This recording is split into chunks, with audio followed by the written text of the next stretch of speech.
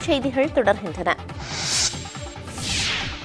NEET தேர்வு கருணை மதிப்பெண்களை ரத்து செய்வதில் உடன்பட்டதன் மூலம் மத்திய அரசு தனது திறனற்ற தன்மையை ஏற்றுக்கொண்டு விட்டதாக தமிழ்நாடு முதலமைச்சர் ஸ்டாலின் விமர்சித்துள்ளார். இது தொடர்பாக அவர் தனது எக்ஸ் தள பக்கத்தில் நீட் தேர்வில் மாணவர்களுக்கு வழங்கப்பட்ட கருணை மதிப்பெண்களை ரத்து செய்யும் தீர்ப்புக்கு உடன்பட்டதன் மூலம் நீட் தேர்வு முறைகேட்டிலிருந்து மத்திய அரசு தப்பிக்க முயற்சிப்பதாக விமர்சித்துள்ளார். இதன் மூலமாக தங்களது திறனற்ற தன்மையை மத்திய அரசு மீண்டும் ஒருமுறை ஏற்றுக்கொண்டுள்ளதாகவும் அவர் சாடினார். மாநிலங்களின் உரிமைகள் பறிக்கப்பட்டுவிட்ட நிலையில் தேர்வில் நடைபெற்ற முறைகேடுகள் உள்ளிட்ட முக்கிய பிரச்சினைகளிலிருந்து கவனம் திசை திருப்பப்படுவதை நாம் அனுமதிக்க முடியாது என்றும் அவர் குறிப்பிட்டுள்ளார்.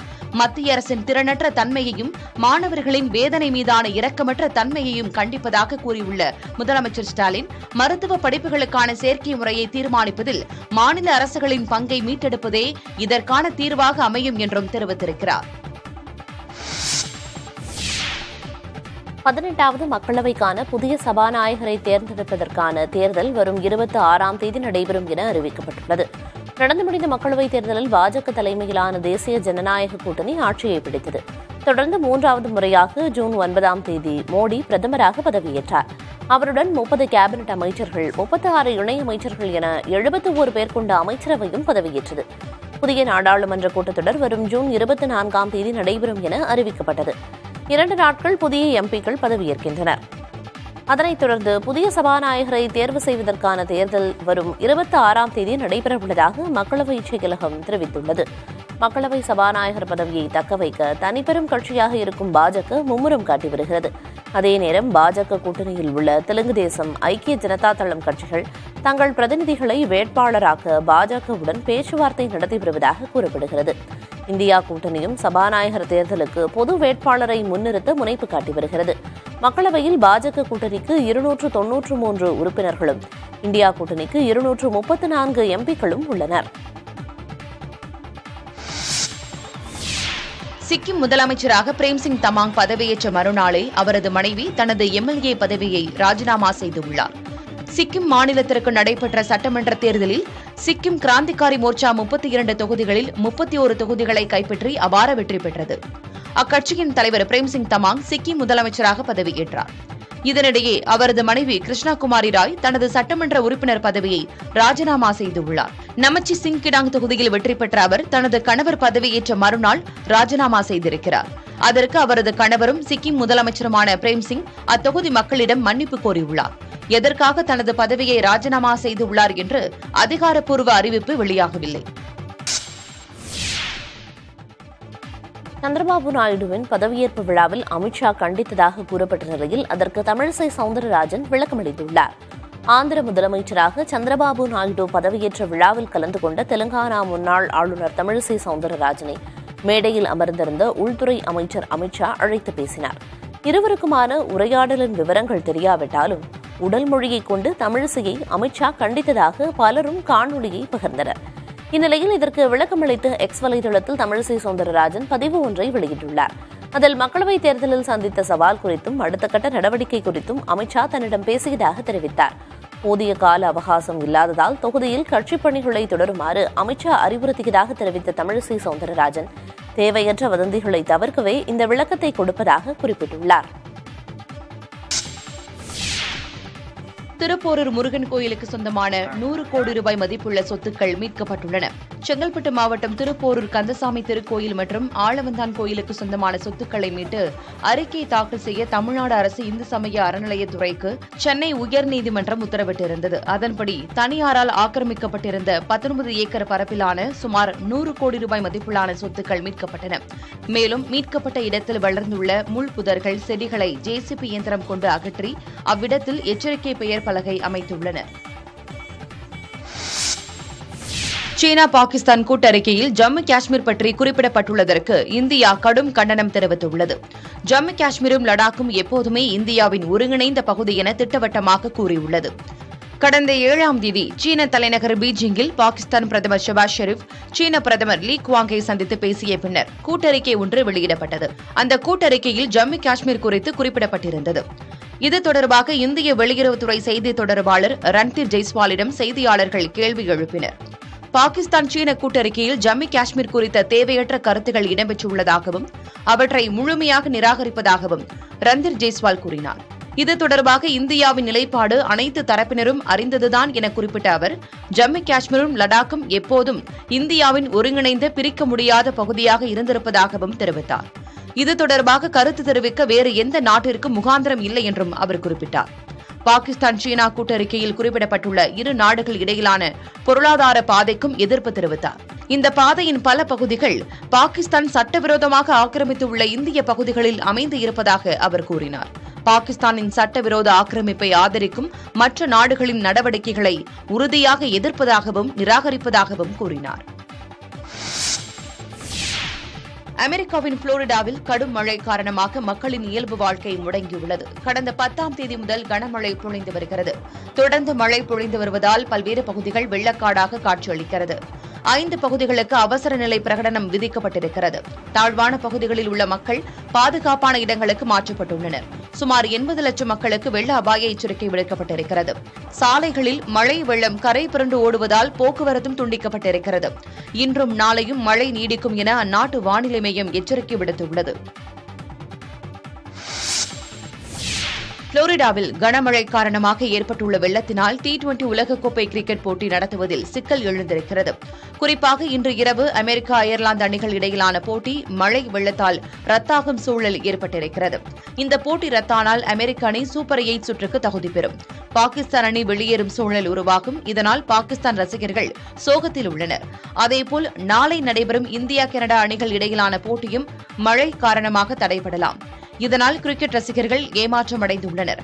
இந்தியா ஏற்கனவே சூப்பர் 8 சுற்றுக்கு தகுதி பெற்றுள்ளது. இலங்கையில் திருநங்கைகளை அவமதித்ததாக கூறி பத்திரிகையாளரின் வீடு மீது அடையாளம் தெரியாத கும்பல் தாக்குதல் நடத்தியுள்ளது. யாழ்ப்பாணம் அச்சுவேலி பகுதியைச் சேர்ந்த தம்பிதுரை பிரதீபன் என்ற பத்திரிகையாளரின் வீட்டிற்கு அதிகாலையில் இருசக்கர வாகனத்தில் வந்த 5 பேர் அடங்கிய கும்பல் கதவை உடைத்து உள்ளே நுழைந்தது. கூர்மையான ஆயுதங்களுடன் சென்ற அவர்கள் ஜன்னல் கண்ணாடிகள், மீன் தொட்டி ஆகியவற்றை அடித்து உடைத்து வரவேற்பறையில் வைக்கப்பட்டிருந்த பொருட்களுக்கு தீ வைத்துள்ளனர். அதோடு வீட்டிற்கு வெளியே நிறுத்தப்பட்டிருந்த பத்திரிகையாளரின் இருசக்கர வாகனங்களை சூறையாடி அவற்றுக்கும் தீ வைத்தனர். திருநங்கைகளின் உணர்வுகளை தவறாக சித்தரிக்காதீர் என அச்சடிக்கப்பட்ட துண்டு பிரசுரங்களை வீட்டிற்குள் வீசிவிட்டு அவர்கள் அங்கிருந்து தப்பி சென்றுள்ளனர். இந்த சம்பவம் குறித்து அச்சுவேலி காவல்துறையினர் விசாரணையை மேற்கொண்டு வருகின்றனர். இலங்கை பொருளாதார நெருக்கடியிலிருந்து மீள 3ஆம் கட்டமாக 2800 கோடி ரூபாயை விடுவித்துள்ளது. கடந்த 2022ஆம் ஆண்டில் கடும் பொருளாதார நெருக்கடியில் சிக்கிய இலங்கைக்கு பல்வேறு நிபந்தனைகளோடு கடன் உதவி அளிக்க சர்வதேச நிதியம் முன்வந்தது. 24,000 கோடி ரூபாய் அளிக்க ஒப்புக்கொண்டிருந்த நிலையில் தற்போது அதில் 3ஆம் கட்டமாக 2800 கோடி ரூபாய் விடுவிக்கப்பட உள்ளது. இலங்கை பொருளாதாரம் மீட்சி பாதைக்கு திரும்பிக் கொண்டிருப்பதாகவும் விலைவாசி குறைந்து அரசின் வருவாய் அதிகரித்து அந்நிய செலாவணி கையிருப்பும் மேம்பட்டு வருவதாகவும் சர்வதேச நிதியம் கூறியுள்ளது. எனினும் பொருளாதார பிரச்சினையிலிருந்து இலங்கை முழுவதும் மீண்டுவிடவில்லை என்றும் அதன் தலைக்கு மேல் கடன் என்ற கத்தி தொங்கிக் கொண்டிருப்பதாகவும் சர்வதேச நிதியம் கூறியுள்ளது. பான் இண்டியா திரைப்படமான டக்காய்ட் படப்பிடிப்பு தளத்தில் நடிகை ஸ்ருதி ஹாசன் இணைந்திருக்கிறார். ஆர்பிசேஷன் மெகா பான் இண்டியா ஆக்ஷன் திரைப்படமான டக்காய்ட் படத்தின் படப்பிடிப்பு தெலங்கானா தலைநகர் ஹைதராபாத்தில் தொடங்கி நடைபெற்று வருகிறது. இந்த படத்தில் கதாநாயகியாக நடிக்கும் நடிகை ஸ்ருதி ஹாசன் தற்போது படப்பிடிப்பு தளத்தில் இணைந்திருக்கிறார். இதில் திரைப்படத்தின் முக்கியமான காட்சிகள் மற்றும் ஆக்ஷன் காட்சிகளை படமாக்க படக்குழுவினர் திட்டமிட்டுள்ளனர். நடிகர் ஆத்விசேஷுடன் ஷூட்டிங் ஸ்பாட்டில் எடுத்துக்கொண்ட செல்ஃபி புகைப்படத்தை பகிர்ந்து இனிமையான ஷூட்டிங் அனுபவம் என நடிகை ஸ்ருதி ஹாசன் குறிப்பிட்டுள்ளார். ஆத்விசேஷு மற்றும் ஸ்ருதி ஹாசன் முதல் முறையாக இந்த படத்தில் சேர்ந்து நடிக்கின்றனர். இந்த படம் ஹிந்தி மற்றும் தெலுங்கில் ஒரே நேரத்தில் படமாக்கப்பட்டு வருகிறது. கஞ்சா வைத்திருந்ததாக யூடியூபர் சவுக்கு சங்கர் மீது தேனியில் தொடரப்பட்ட வழக்கில் அவர் தாக்கல் செய்த பிணைமனு மீதான தீர்ப்பை போதைப்பொருள் தடுப்பு சிறப்பு நீதிமன்றம் வரும் 15ஆம் தேதிக்கு ஒத்திவைத்துள்ளது. சவுக்கு சங்கர் தேனியில் தங்கியிருந்த போது தனது அறையில் கஞ்சா வைத்திருந்ததாக காவல்துறை சார்பில் வழக்கு தொடரப்பட்டது. இந்த வழக்கு தொடர்பாக சவுக்கு சங்கருக்கு வரும் 19ஆம் தேதி வரை நீதிமன்ற காவல் அளிக்கப்பட்டுள்ளது. இந்த வழக்கில் பிணை வழங்க கோரி சவுக்கு சங்கர் தாக்கல் செய்த மனு விசாரணைக்கு வந்தது. அப்போது சவுக்கு சங்கர் எந்த விதத்திலும் சாட்சியங்களை கலைக்க வாய்ப்பில்லை என அவர் தரப்பு வழக்கறிஞர் வாதங்களை முன்வைத்தார். சவுக்கு சங்கர் மீது குண்டா சட்டம் போடப்பட்டிருந்தாலும் சட்ட விதிகளின்படி அவருக்கு பிணை வழங்கலாம் எனவும் அவரது வழக்கறிஞர் வாதிட்டார். ஆனால் சவுக்கு சங்கருக்கு பிணை வழங்க அரசு தரப்பு வழக்கறிஞர் கடும் எதிர்ப்பு தெரிவித்தார். இருதரப்பு வாதங்களையும் கேட்ட நீதிபதி செங்கமல செல்வன் பிணை கோரும் மனு மீதான உத்தரவை வரும் 15ஆம் தேதிக்கு ஒத்திவைத்தார். இதன் பின்னர் செய்தியாளர்களிடம் பேசிய வழக்கறிஞர் கோபாலகிருஷ்ணன் சிறையில் சவுக்கு சங்கர் தொடர்ந்து துன்புறுத்தப்படுவதாக குற்றம் சாட்டினார். சென்னை அம்பத்தூரில் முதியவரிடம் செல்போனை திருடிய நபரை 5 நிமிடத்தில் விரட்டி பிடித்த போக்குவரத்து தலைமை காவலருக்கு பாராட்டுகள் குவிந்து வருகிறது. தமிழக ஆளுநர் வருகைக்காக எண்ணூர் போக்குவரத்து தலைமை காவலர் கருணாகரன் அம்பத்தூரில் பாதுகாப்பு பணியில் ஈடுபட்டிருந்தார். அப்போது அவ்வழியாக சென்ற முதியவர் ஒருவரின் செல்போனை இளைஞர் ஒருவர் பறித்து தப்ப முயன்றார். இதனை கண்ட காவலர் கருணாகரன் இளைஞரை விரட்டி பிடித்து செல்போனை பறிமுதல் செய்து முதியவரிடம் ஒப்படைத்தார்.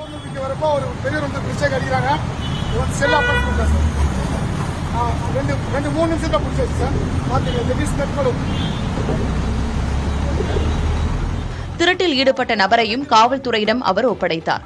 இது தொடர்பான காணொலி சமூக வலைதளங்களில் வெளியான நிலையில் காவலர் கருணாகரனுக்கு பாராட்டுகள் குவிந்து வருகிறது.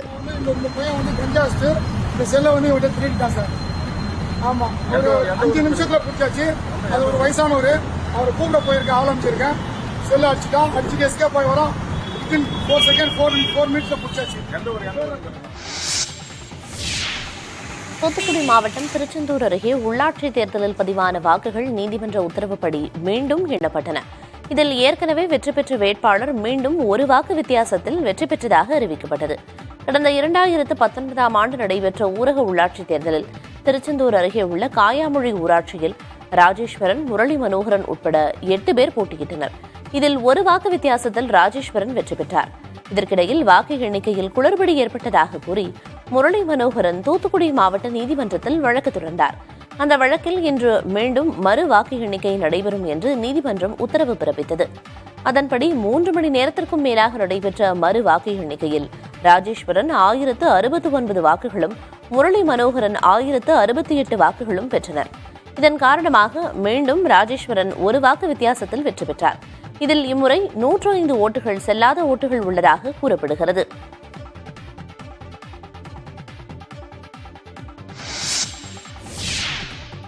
மயிலாடுதுறை மாவட்டம் சீர்காழி அருகே தடை செய்யப்பட்ட 30 லட்சம் ரூபாய் மதிப்பிலான 1 டன் குட்கா போதைப் பொருட்கள் பறிமுதல் செய்யப்பட்டுள்ளன.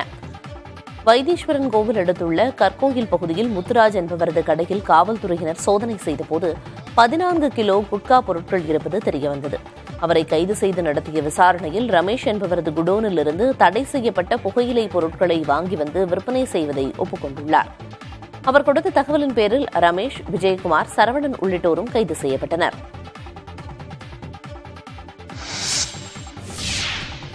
திருவண்ணாமலை மாவட்டம் ஆரணி அருகே உள்ள கோவிலில் 3வது முறையாக பூட்டை உடைத்து கொள்ளையடிக்கப்பட்டுள்ளது. மேல் சீசமங்கலம் கிராமத்தில் 100 ஆண்டு பழமையான ஸ்ரீ மணிகண்ட ஈஸ்வரர் ஆலயம் அமைந்துள்ளது. பௌர்ணமி மற்றும் பிரதோஷ தினத்தன்று ஆயிரக்கணக்கான பக்தர்கள் இக்கோவில் தரிசனம் மேற்கொள்வது வழக்கம். இந்நிலையில் புதன்கிழமை இரவு கோயிலின் பின்பக்க சுற்றுச்சுவர் வழியாக உள்ளே நுழைந்த அடையாளம் தெரியாத நபர்கள் 150 கிராம் வெள்ளிப் பொருட்கள், 2 கிராம் தங்கம் மற்றும் கோவில் உண்டியலில் இருந்த காணிக்கை உள்ளிட்டவையை திருடிச் சென்றனர். கோவிலில் இருந்த சிசிடிவி கேமராக்களையும் அவர்கள் சேதப்படுத்திச் சென்றனர். 3வது முறையாக இதே கோயிலில் திருட்டு சம்பவம் அரங்கேறியுள்ளதாக கிராம பொதுமக்கள் அச்சமடைந்துள்ளனர்.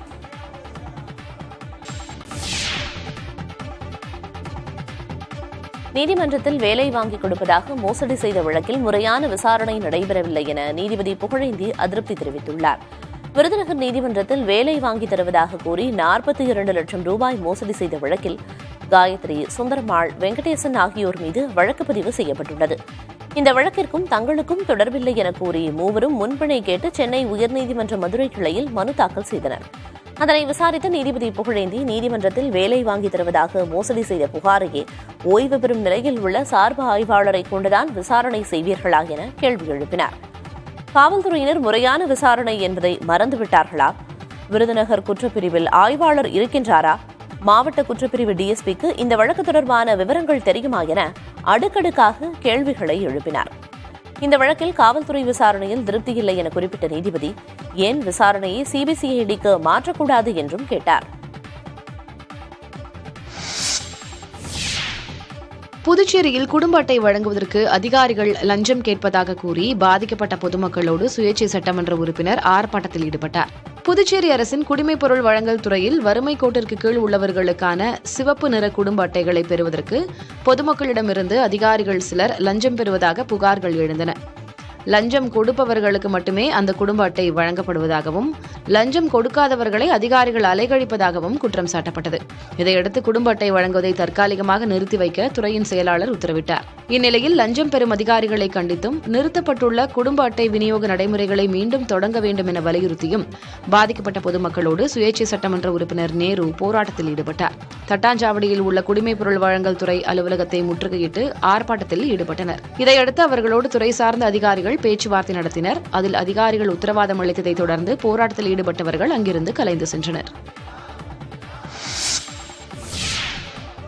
புதுச்சேரியில் கழிவறையில் விஷவாயு தாக்கி 3 பேர் உயிரிழந்த நிலையில் அந்த பகுதியில் மேலும் 5 பேர் உடல்நலக்குறைவால் மருத்துவமனையில் சேர்க்கப்பட்டனர். ரெட்டியார்பாளையம் புதுநகர் பகுதியில் கடந்த 11ஆம் தேதி பாதாள சாக்கடையில் இருந்து விஷவாயு கழிவறைகளில் பரவியதில் ஒரு சிறுமி உட்பட 3 பேர் உயிரிழந்தனர். அதனைத் தொடர்ந்து பாதிக்கப்பட்ட புதுநகர் பகுதி முழுவதும் பாதாள சாக்கடையில் இணைப்பு கொடுக்கப்பட்டுள்ள வீடுகளை ஆய்வு செய்து பாதுகாப்பு உறுதி செய்யப்படும் என பொதுப்பணித்துறையினர் உறுதியளித்தனர். மருத்துவக் குழுவினரும் வீடு வீடாக சென்று மக்களிடம் பரிசோதனை செய்தனர். இந்நிலையில் புதுநகர் பகுதியைச் சேர்ந்த 5 பேர் இணை நோய் உள்ளிட்ட காரணங்களால் மருத்துவமனையில் சேர்க்கப்பட்டனர். இதையடுத்து நிகழ்விடத்திற்கு சென்ற அப்பகுதி சட்டப்பேரவை உறுப்பினர் சிவசங்கரனுடன் வாக்குவாதத்தில் ஈடுபட்ட மக்கள் கடந்த 2 நாட்களாக கழிவுநீர் குழாய்களை சரி செய்யவில்லை என கூறினர். பணிகள் முழுமையாக நடைபெறவில்லை என்றும் அவர்கள் குற்றம் சாட்டினர். இதனால் அங்கு சிறிது நேரம் பரபரப்பு ஏற்பட்டது.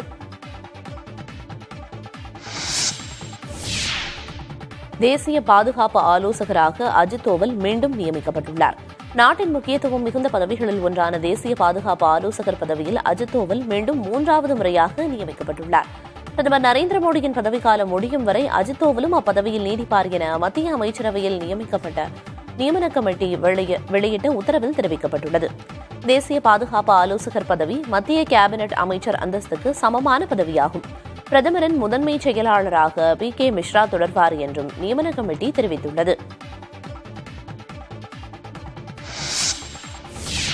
கர்நாடக முன்னாள் முதலமைச்சர் எடியூரப்பாவுக்கு போக்சோ வழக்கில் பெங்களூரு நீதிமன்றம் பிணையில் வர இயலாத கைது வாரண்ட் பிறப்பித்துள்ளதாக கர்நாடக முன்னாள் முதலமைச்சரும் பாஜக மூத்த தலைவர்களில் ஒருவருமான எடியூரப்பா 17 வயதான தன் மகளுக்கு பாலியல் தொல்லை கொடுத்தார் என பெண் ஒருவர் காவல் நிலையத்தில் கடந்த மார்ச் மாதம் புகார் அளித்தார்.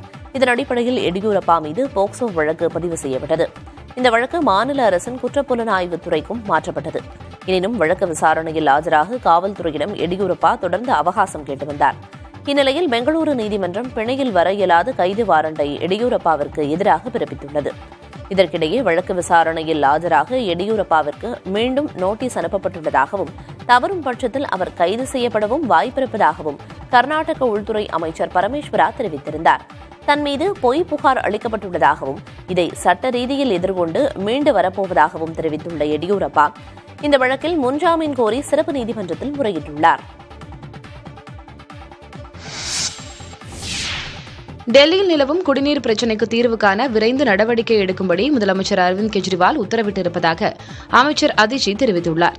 டெல்லி மதுபான கொள்கை முறைகேடு வழக்கில் டெல்லி திஹார் சிறையில் அடைக்கப்பட்டுள்ள முதலமைச்சர் கெஜ்ரிவால் அங்கிருந்தபடி அரசை நடத்தி வருகிறார். அமைச்சர்களை அவ்வப்போது அழைத்து உத்தரவுகளையும் பிறப்பித்து வருகிறார். அதன்படி சிறையில் உள்ள முதலமைச்சர் கெஜ்ரிவாலை அமைச்சர் அதிஷி நேரில் சென்று சந்தித்து பேசினார். அதன்பின் செய்தியாளர்களிடம் பேசிய அவர் டெல்லியில் தற்போது நிலவும் குடிநீர் மற்றும் மின்சார பிரச்சினைகள் குறித்து முதல்வரிடம் எடுத்துரைத்ததாகவும் அந்த பிரச்சினைகளுக்கு விரைந்து தீர்வு காண முதல்வர் உத்தரவிட்டதாகவும் தெரிவித்தார். அதோடு ஒவ்வொரு சட்டமன்ற உறுப்பினரும் தங்கள் தொகுதிக்கு தனிப்பட்ட முறையில் சென்று அங்கு நிலவும் பிரச்சினைகளுக்கு தீர்வு காண வேண்டும் என்று உத்தரவு பிறப்பித்திருப்பதாகவும் தெரிவித்தார். உலகில் நிலத்தின் மதிப்பு வேகமாக அதிகரிக்கும் நகரங்கள் பட்டியலில் மும்பை 3ஆம் இடத்திற்கும் டெல்லி 5ஆம் இடத்திற்கும் முன்னேறியுள்ளன. லண்டனைச் சேர்ந்த நைட் பிராங்க் நிறுவனம் இத்தகவலை தெரிவித்துள்ளது. நிலத்தின் விலை வேகமாக அதிகரிக்கும் நகரங்கள் பட்டியலில் 26.2 விழுக்காடு விலை அதிகரிப்புடன் பிலிப்பைன்ஸ் தலைநகர் மணிலா முதலிடத்தில் உள்ளதாக நைட் பிராங்க் தெரிவித்துள்ளது. 44 நகரங்கள் கொண்ட இப்பட்டியலில் ஜப்பானின் டோக்கியோ 2ஆம் இடத்திலும் ஆஸ்திரேலியாவின் பெர்த் 4ஆம் இடத்திலும் உள்ளதாக நைட் பிராங்க் ஆய்வு தெரிவிக்கிறது. இப்பட்டியலில் துபாய் 8ஆம் இடத்திலும் பெங்களூரு 17ஆம் இடத்திலும் உள்ளன. குவைத்தில் உயிரிழந்த தமிழர்களின் உடல்களை பெற அமைச்சர் சஞ்சீவ் மஸ்தான் கொச்சிக்கு புறப்பட்டுள்ளார். உடல்கள் தனித்தனி வாகனங்களில் கொண்டு செல்லப்பட்டு அவர்களது குடும்பத்தினரிடம் ஒப்படைக்கப்படும் என அவர் உறுதியளித்தார். இன்றைக்கு அந்த பூத உடல்களை பெற்று தருவதற்காக நான் கொச்சின் செல்லுகிறேன். 7 நபர்களுடைய உடலையும் பெற்று 7 வாகனங்களில் அவர்களுக்கு உரிய ஏற்பாடுகள் செய்து அவர்களுடைய இல்லம் வரையிலும் அதை சென்று ஒப்படைக்க வேண்டும் என்று மாண்புமிகு முதலமைச்சருடைய உத்தரவு. அந்த அடிப்படையில் அந்த பணியை மேற்கொள்ள நான் இப்பொழுது முதலமைச்சருடைய உத்தரவின் பேரில் கொச்சின் விமான நிலையம் சென்று அந்த உடல்களை பெற்று உறவினரிடத்திலே ஒப்படைக்கின்ற பணிக்கு செல்லுகிறேன். இப்போ அங்கே சிகிச்சை பெற்று வருபவர்களுடைய குறிப்பு இப்பொழுது வருகின்ற நிலையில் உள்ளது. அதற்கும் அதுக்கு உண்டான உதவிகளும் தமிழக அரசு சார்பாக அங்கே உள்ள தமிழ் சங்கங்கள் மூலமாக செய்து தருவதற்கு நம்மளுடைய துறை அதை ஏற்பாடு செய்யப்பட்டுள்ளது. திருவண்ணாமலையில் உயர் ரக போதைப்பொருள் வைத்திருந்த 2 ரஷ்யர்கள் கைது செய்யப்பட்டுள்ளனர். நிகழ்ச்சி ஒன்றில் பங்கேற்றிருந்த அவர்கள் அமினிடா மஸ்காரியா, அயாஹுஸ்கா, கம்போ ஆகிய போதைப் பொருட்களை பயன்படுத்த முயன்றது தெரியவந்தது. இதைத் தொடர்ந்து அவர்களிடமிருந்த 239 கிராம் அளவிலான போதைப் பொருட்களை மத்திய போதைப்பொருள் தடுப்பு பிரிவு காவல்துறையினர் பறிமுதல் செய்தனர். திருவண்ணாமலையில் வரும் 15 முதல் 17ஆம் தேதி வரை நடக்கும் கூட்டம் ஒன்றில் இந்த போதைப் பொருட்களை பயன்படுத்த திட்டமிட்டிருந்தது முதற்கட்ட விசாரணையில் தெரியவந்திருக்கிறது. இவர்கள் ரிஷிகேஷ், மணாலி உள்ளிட்ட பகுதிகளிலும் இதுபோன்ற நிகழ்ச்சிகளை நடத்தி போதைப் பொருட்களை பயன்படுத்தி வந்துள்ளதும் தெரியவந்திருக்கிறது. கிருஷ்ணகிரி மாவட்டம் போச்சம்பள்ளி அருகே மேல் சம்மாண்டப்பட்டி கிராமத்தில் தரமற்ற கட்டுமான பொருட்களை கொண்டு மேல்நிலை நீர்த்தேக்க தொட்டி அமைப்பதை தட்டி கேட்ட விவசாயியை அப்பகுதி கவுன்சிலர் தாக்கியுள்ளார்.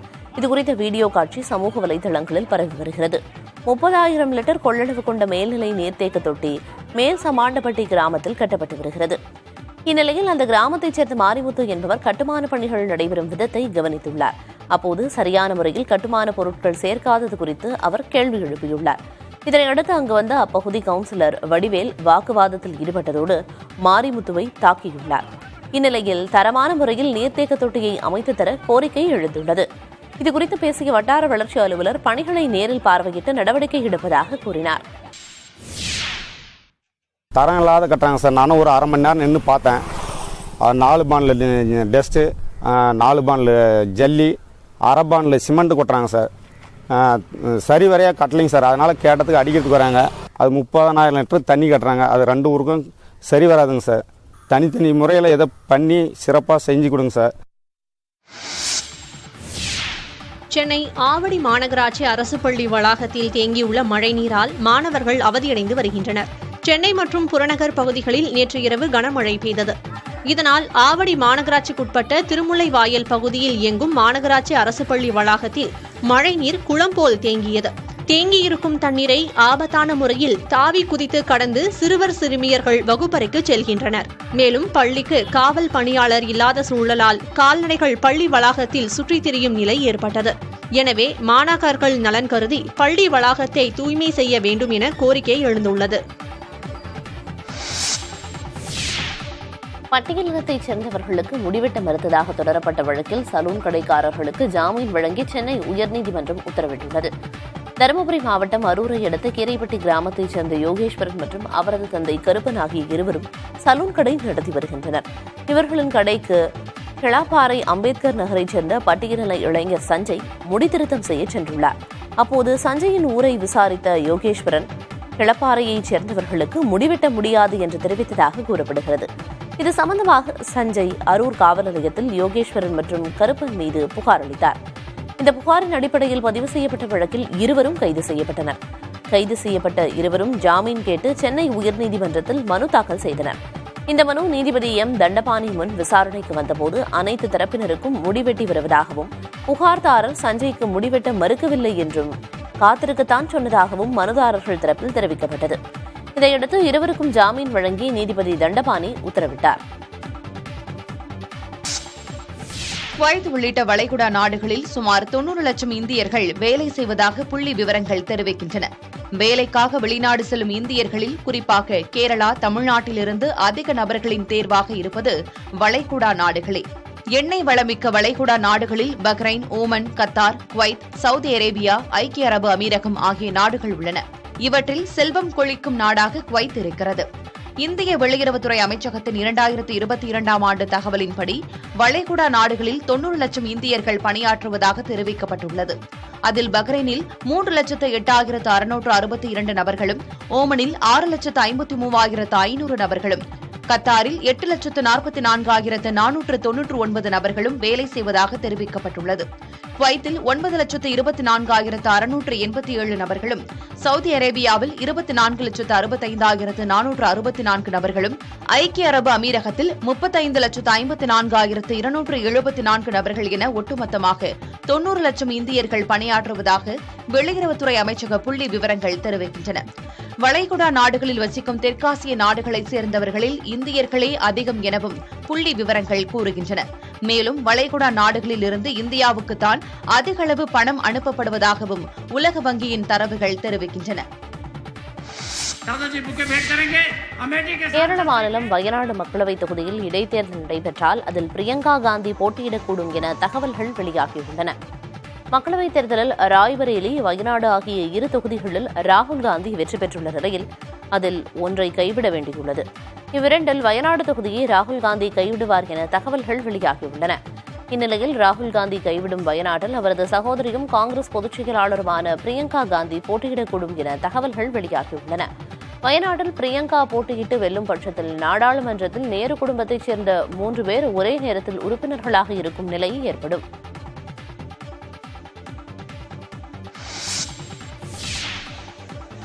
தேர்வுகளின் போது மாணவிகளை கழிவறை செல்ல அனுமதிக்க வேண்டும் என பள்ளிகளுக்கு மத்திய கல்வி அமைச்சகம் அறிவுறுத்தியுள்ளது. மத்திய கல்வி அமைச்சகத்திலிருந்து நாடெங்கும் உள்ள சிபிஎஸ்இ, கேந்திரிய வித்யாலயா பள்ளிகளுக்கு சுற்றறிக்கை அனுப்பப்பட்டுள்ளது. அதில் 10 மற்றும் 12ஆம் வகுப்பு பொதுத் தேர்வுகளின் போது மாணவிகளை மாதவிடாய் சூழல் கருதி கழிவறை செல்ல அனுமதிக்க வேண்டும் என்றும், தேவைப்படும் மாணவிகளுக்கு இலவசமாக நாப்கின்கள் வழங்க வேண்டும் என்றும் அதில் கூறப்பட்டுள்ளது. மாதவிடாய் சூழல்களில் மாணவிகளை உரிய மரியாதையுடன் ஆசிரியர்கள் நடத்த வேண்டும் என்றும் சுற்றறிக்கையில் அறிவுறுத்தப்பட்டுள்ளது. மேலும் மாணவிகளுக்கு மாதவிடாய் கால ஆரோக்கியம் குறித்த விழிப்புணர்வை ஏற்படுத்த வேண்டும் என்றும் தெரிவிக்கப்பட்டுள்ளது.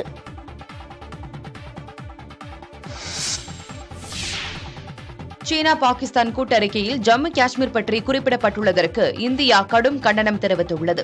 ஜம்மு காஷ்மீரும் லடாக்கும் எப்போதுமே இந்தியாவின் ஒருங்கிணைந்த பகுதி என திட்டவட்டமாக கூறியுள்ளது. கடந்த 7ஆம் தேதி சீன தலைநகர் பீஜிங்கில் பாகிஸ்தான் பிரதமர் ஷெபாஸ் ஷெரீப் சீன பிரதமர் லீ குவாங்கை சந்தித்து பேசிய பின்னர் கூட்டறிக்கை ஒன்று வெளியிடப்பட்டது. அந்த கூட்டறிக்கையில் ஜம்மு காஷ்மீர் குறித்து குறிப்பிடப்பட்டிருந்தது. இது தொடர்பாக இந்திய வெளியுறவுத்துறை செய்தி தொடர்பாளர் ரன்தீர் ஜெய்ஸ்வாலிடம் செய்தியாளர்கள் கேள்வி எழுப்பினர். பாகிஸ்தான் சீன கூட்டறிக்கையில் ஜம்மு காஷ்மீர் குறித்த தேவையற்ற கருத்துகள் இடம்பெற்றுள்ளதாகவும் அவற்றை முழுமையாக நிராகரிப்பதாகவும் ரன்தீர் ஜெய்ஸ்வால் கூறினார். இது தொடர்பாக இந்தியாவின் நிலைப்பாடு அனைத்து தரப்பினரும் அறிந்ததுதான் என குறிப்பிட்ட அவர், ஜம்மு காஷ்மீரும் லடாக்கும் எப்போதும் இந்தியாவின் ஒருங்கிணைந்த பிரிக்க முடியாத பகுதியாக இருந்திருப்பதாகவும் தெரிவித்தார். இது தொடர்பாக கருத்து தெரிவிக்க வேறு எந்த நாட்டிற்கும் முகாந்திரம் இல்லை என்றும் அவர் குறிப்பிட்டார். பாகிஸ்தான் சீனா கூட்டறிக்கையில் குறிப்பிடப்பட்டுள்ள இரு நாடுகள் இடையிலான பொருளாதார பாதைக்கும் எதிர்ப்பு தெரிவித்தார். இந்த பாதையின் பல பகுதிகள் பாகிஸ்தான் சட்டவிரோதமாக ஆக்கிரமித்துள்ள இந்திய பகுதிகளில் அமைந்து இருப்பதாக அவர் கூறினார். பாகிஸ்தானின் சட்டவிரோத ஆக்கிரமிப்பை ஆதரிக்கும் மற்ற நாடுகளின் நடவடிக்கைகளை உறுதியாக எதிர்ப்பதாகவும் நிராகரிப்பதாகவும் கூறினார். அமெரிக்காவில் படிப்பிற்காக செல்பவர்களுக்கு அளிக்கப்படும் மாணவர் விசாக்களை பெறுவதில் இந்தியா தொடர்ந்து முன்னிலையில் உள்ளது. இந்தியாவிற்கான அமெரிக்க தூதரகம் இத்தகவலை தெரிவித்துள்ளது. கடந்த ஆண்டு மட்டும் 1,40,000 இந்திய மாணவர்களுக்கு விசா வழங்கப்பட்டதாகவும், இது முந்தைய 3 ஆண்டுகளில் வழங்கப்பட்ட ஒட்டுமொத்த விசாக்களை விட அதிகம் என்றும் அமெரிக்க தூதரகம் தெரிவித்துள்ளது. தற்போதைய நிலையில் 2,70,000 இந்திய மாணவர்கள் அமெரிக்காவில் படித்து வருவதாகவும், இது வேறு எந்த நாட்டு மாணவர்களை விட அதிகம் என்றும் அமெரிக்க தூதரகம் கூறியுள்ளது. ஐரோப்பிய கால்பந்து சாம்பியன்ஷிப் தொடர் இன்று தொடங்க இருக்கிறது. முதல் போட்டியில் ஜெர்மனி, ஸ்காட்லாந்து அணிகள் பல பரீட்சை நடத்துகின்றன. சர்வதேச கால்பந்தில் உலகக் கோப்பைக்கு அடுத்ததாக பெரிய தொடராக ஐரோப்பிய கால்பந்து சாம்பியன்ஷிப் கருதப்படுகிறது.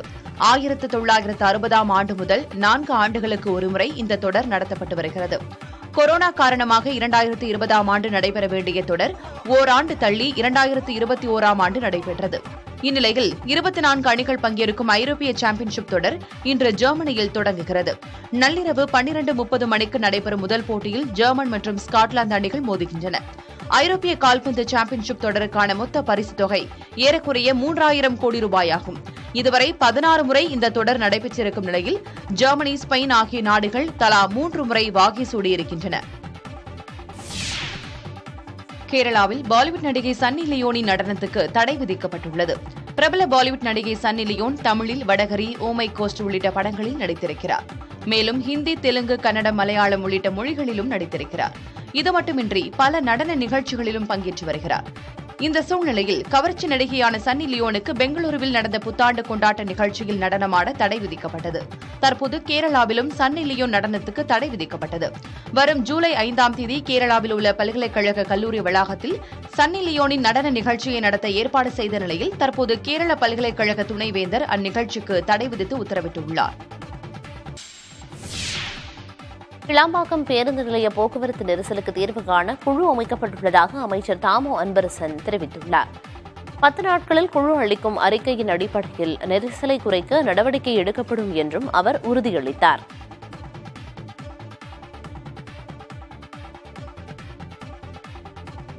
தினம் தினம் ஏற்படுகிற போக்குவரத்து நெரிசலால் மக்கள் படுகிற துயரத்தை எல்லாம் அறிந்து அதை சரி செய்திட வேண்டும் என்ற நன்னோக்கில் மாவட்ட ஆட்சித்தலைவர், தாம்பரம் மாநகராட்சி காவல்துறை, மாநகர காவல்துறை ஆணையர், அதேபோல் சென்னை தாம்பரம் மாநகராட்சியினுடைய ஆணையர், வருவாய்த்துறை, நெடுஞ்சாலைத்துறை,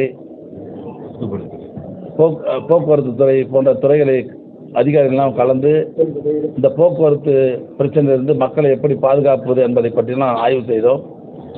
இப்போது ஒரு கமிட்டி அமைக்கப்பட்டிருக்கிறது. அந்த கமிட்டி 10 நாட்களுக்குள்ளாக ஆய்வு செய்து இந்த போக்குவரத்து நெரிசலிலிருந்து மக்களை எப்படி பாதுகாப்பது என்பதை ஆய்வு செய்து அறிக்கை தர இருக்கிறார்கள்.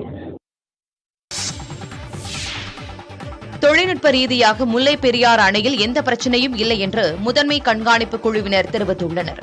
கேரள மாநிலம் இடுக்கி மாவட்டத்தில் உள்ள முல்லை பெரியாறு அணையை மத்திய நீர்வள ஆணைய தலைமை பொறியாளர் ராகேஷ் காஷ்யப் தலைமையிலான கண்காணிப்பு குழுவினர் ஆய்வு செய்தனர். பிரதான அணை, பேபி அணை மற்றும் மதகுகளில் ஆய்வு மேற்கொண்ட அவர்கள் குமுளியில் ஆலோசனைக் கூட்டத்தையும் நடத்தினர். அப்போது பேபி அணையை பலப்படுத்தும் பணிக்காக தளவாட பொருட்களை கொண்டு செல்ல ஏதுவாக வல்லக்கடவு வனச்சாலையை சீரமைப்பது குறித்தும் தமிழகம் சார்பில் கோரிக்கை வைக்கப்பட்டது. ஆலோசனைக் கூட்டத்திற்கு பிறகு செய்தியாளர்களை சந்தித்த கண்காணிப்பு குழு தலைவர் ராகேஷ் காஷ்யப் முல்லை பெரியாறு அணையின் பராமரிப்பு குறித்து மட்டுமே விவாதிக்கப்பட்டதாகவும் கேரளாவின் புதிய முல்லை பெரியாறு அணைக்கான அறிக்கை குறித்து எந்த விவாதமும் செய்யப்படவில்லை என்று தெரிவித்தார். சென்னை ராயப்பேட்டை மருத்துவமனையை அடித்து நொறுக்கிய சம்பவத்தில் ஏற்கனவே ஒருவர் கைது செய்யப்பட்ட நிலையில் தற்போது திருநங்கை ஒருவரும் கைது செய்யப்பட்டார். மேலும் தலைமறைவாக உள்ள நபர்களை காவல்துறையினர் தேடி வருகின்றனர்.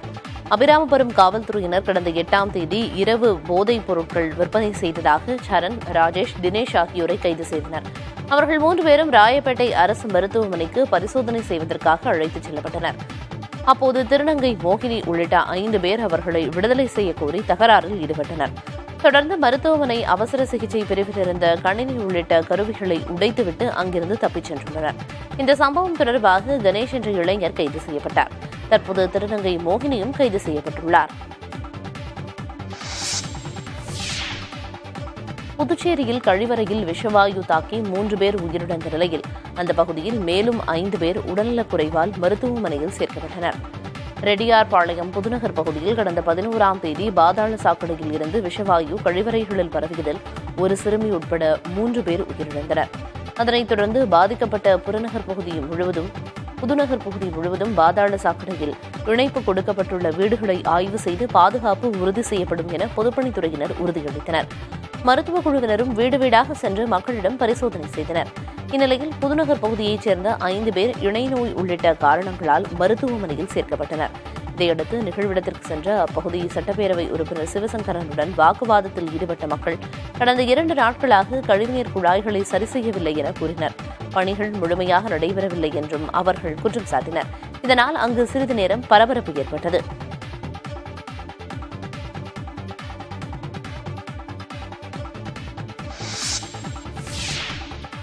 சென்னையில் ஹிந்தி கற்க வந்த 14 வயது மாணவரிடம் பாலியல் சீண்டலில் ஈடுபட்ட 66 வயது டியூஷன் மாஸ்டர் போக்சோ சட்டத்தில் கைது செய்யப்பட்டார்.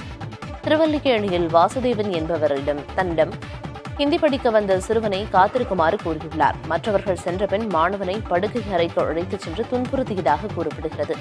தப்பி வந்த மாணவன் பெற்றோரிடம் கூறியதை அடுத்து அவர்கள் காவல் நிலையத்தில் புகார் அளித்தனர். உடனடியாக போக்சோ சட்டத்தில் கைது செய்யப்பட்ட டியூஷன் ஆசிரியர் வாசுதேவன் விசாரணைக்கு பின் சிறையில் அடைக்கப்பட்டார்.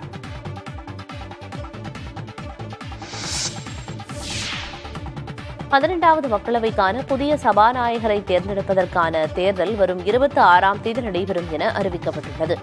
நடந்து முடிந்த மக்களவைத் தேர்தலில் பாஜக தலைமையிலான தேசிய ஜனநாயக கூட்டணி ஆட்சியை பிடித்தது.